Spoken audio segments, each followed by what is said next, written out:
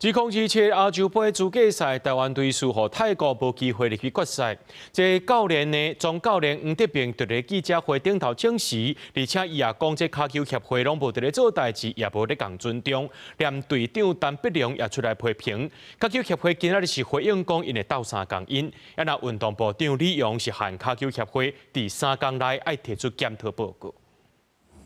我本人会在今天的比赛晚会辞职卸任这个总教练的职务，因为我在亲身在这两场比赛跟前面的那个印尼比赛当中，我发觉我得到的资源跟协会给予国家队一些待遇跟不尊重，我觉得这个部分让我很在乎。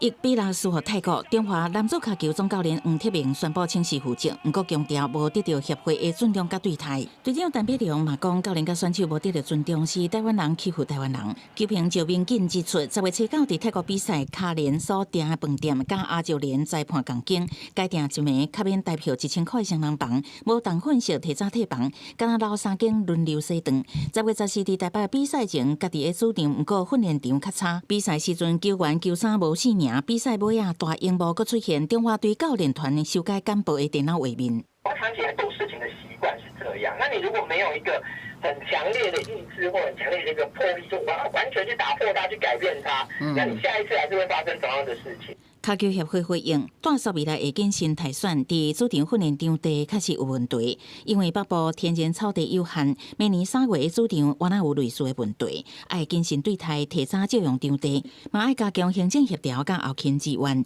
理事长王林祥出席巴林亚青运授旗典礼了后，面对媒体的问，敢若表示会阁努力。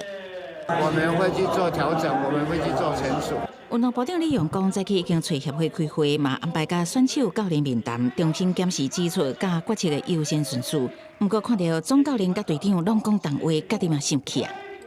如同他们讲，台湾人自己欺负台湾人的话，那我们还拿什么去